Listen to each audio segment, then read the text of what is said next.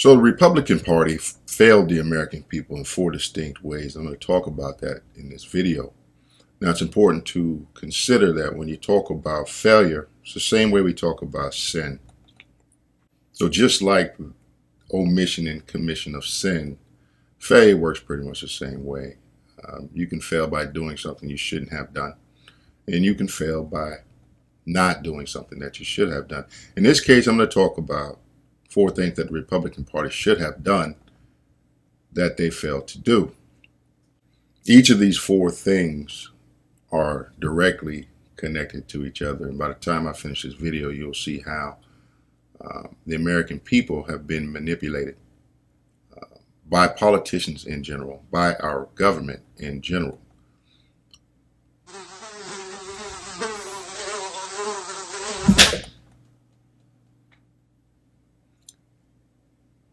So without further ado, let's talk about point one.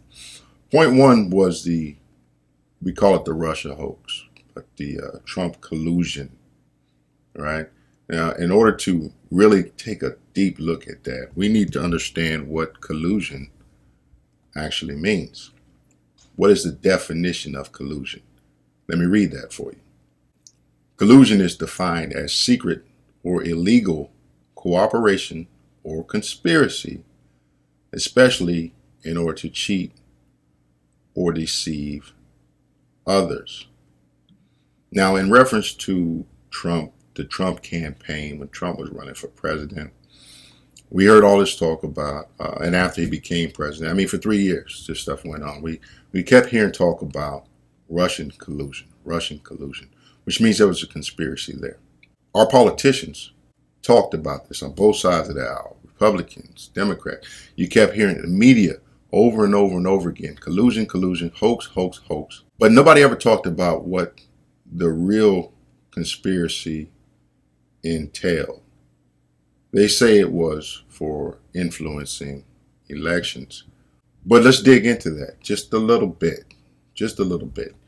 How could Russia, this is the question that I always had, how could Russia influence our elections? What were they actually doing? What steps were being taken? And this is where it gets tricky, because we start talking about social media, Facebook, YouTube. I mean, the list goes on and on and on. But how could you influence an election through social media? Go back to that definition of what collusion actually means. In order to cheat or deceive the people. So let's not talk about the cheat part. That's a totally different conversation. But if you talk about the deceive aspect of it, how can you do that on social media? Maybe by running ads, maybe by making posts, promoting posts, having people come on with differing perspectives, different point of view. But if you think about that, what that is saying is that the American people believe everything they see. Isn't this the entire reason behind censorship in the first place? Someone else saying that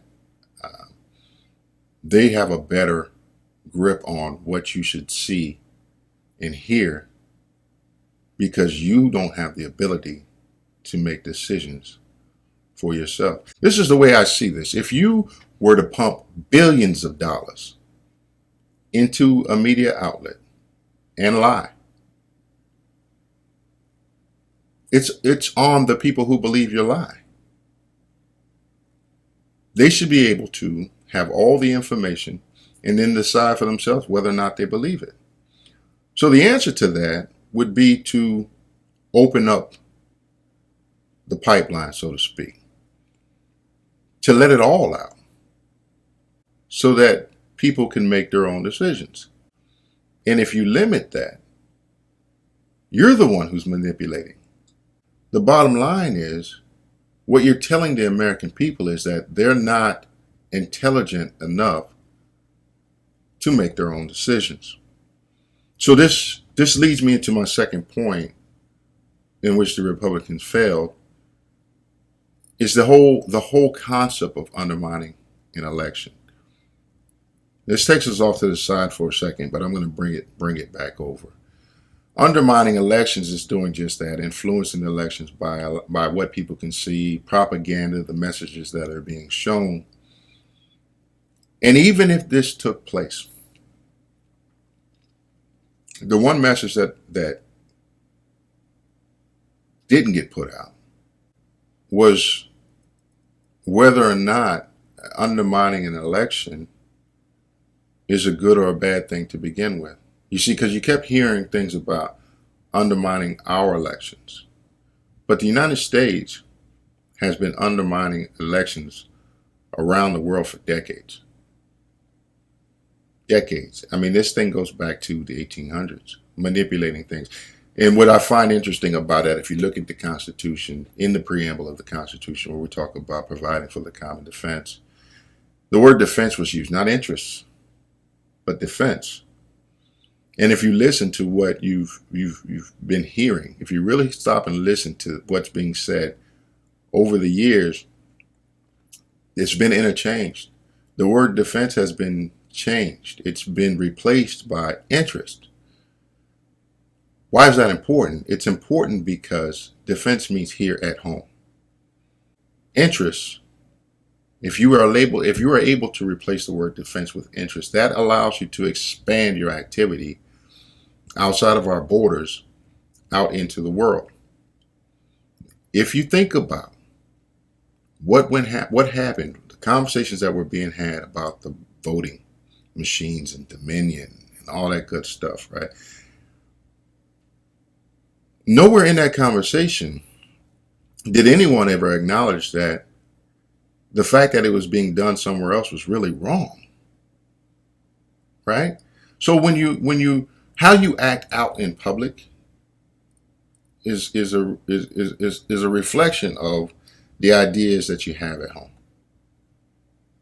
A lot of people don't want to admit that, but it's the reality of it. We used to say it had something to do with somebody's upbringing, the way they were raised, the house that they came from. This is why they act the way they do out in public. In this case, the public is the world. So for us to stand by and watch elections be influenced, tampered with around the world, to be aware of that, but to still deal with the parties that do it intimately in an integrated way, it's just a matter of time before that chicken comes home to roost, before it comes back. Everything that we stand by and watch happen around the world, in which the United States is complicit, the government that would do that abroad will do that at home. Why? Because we go back to the word that I mentioned, interest, not defense, interest. And who are the interested parties? Government entities, corporations, and our politicians. So naturally, they're going to do what's in their best interest, right? So if you think about that, and you think about connections between other countries, we heard so much about connections between Putin and Trump and this, that, and the other. Connections with which there was no evidence. It couldn't be proved. But what you could prove was the connections between the young Biden, Eric Swalwell, people like that. It was proven. So where do you think the interest lies, the influence lies? I heard a great example, and I got to tell this story because I think it's very important to the conversation. But I heard an example. You take a business, take a manufacturing plant that's owned by a Chinese company, and they're providing jobs here in the United States, here at home. And they go to the leader of the union, and they say, Congressman so-and-so is making laws that are not helpful to China, right? So what we're going to do is if Congressman so-and-so is allowed to go forward, we're going to end up having to shut the plant down, and everybody's going to lose their jobs. What's the union leader going to do? He's going to go back and under the guise of acting in his best interest and the interest of the employees, the union members, they're going to go to that congressperson and they're going to say, we're not going to vote for you unless you do X, Y, Z. Because if you don't, we're all going to lose our jobs. And this is how you can have a foreign entity influencing an election here at home. That's real. That's how you can do it for real. Not just a guesswork, not just a conspiracy, not just a hoax, but for real. Who in the Republican Party was addressing this? I mean, at the bones. I mean, really getting down to it. Not saying that it existed, but exactly how it's taking place, which moves me forward to the third point, was Hillary Clinton. During this time frame, the Republican Party was accused of attempting to undermine Hillary Clinton's election. Trump was accused of doing so. But here's my question. Undermining how? You had a woman who placed basically public information, it belongs to the American people, on private servers. Right then and there, factually, that's a done deal. You violated the law. You can't do that. That should have been enough. But did anybody stop there and focus on that? I mean, laser focus on that? No. They allowed the conversation to be shifted into a different area. But let's bring it back for a second. If you're saying that information was hacked or leaked about her campaign, what information? And how would that information undermine your campaign? Here's the answer. It undermines your campaign because people know certain things that would influence whether or not they would vote for you. And the Republican Party sat back and allowed that conversation to move forward without really stating what was most important about the whole thing. What information and why would it undermine your campaign? Obviously, it's something that people won't like, so they won't vote for you. So instead of getting caught up on whether or not any information was leaked, the focus should have been on what information was leaked and why and how it would undermine your campaign. But we sat back and watched an entire political party be sidelined on a technicality. And nobody had the guts to step forward and put the focus on the real issue, which leads me over to my fourth point. Taking all of that, the same information, the same focus, and the same ability to really look at what should be the most important. Look at Joe Biden. Look at his son. It should be all out in the open. We should know exactly what dealings are being had between these individuals and foreign entities.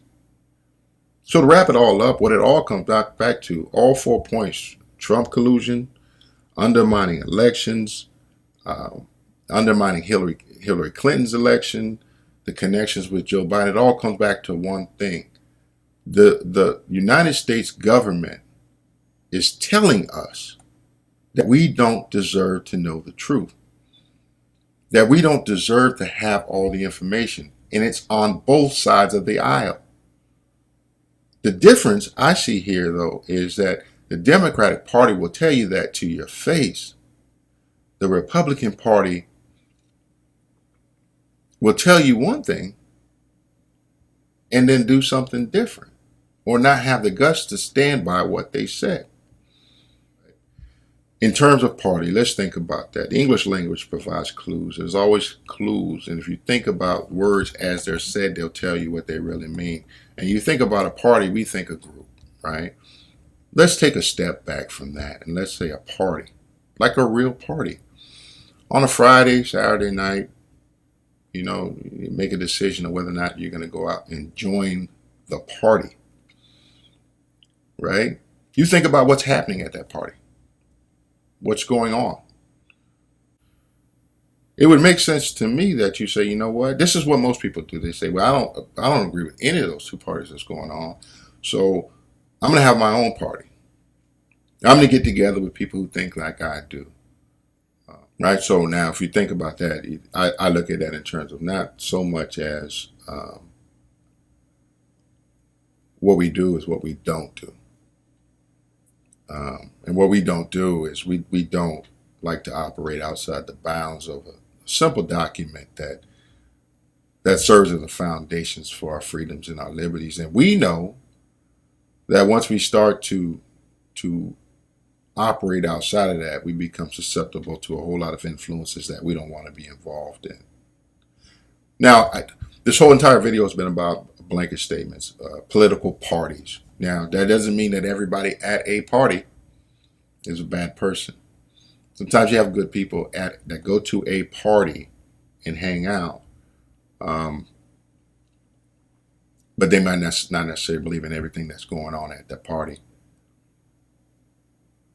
My personal way that I live my life is if when it's like that, I just don't go. But they have us believe that those are your options. These are the two places that we have to go. One more thing I want to throw in here real quick. I don't want this to go on for too long.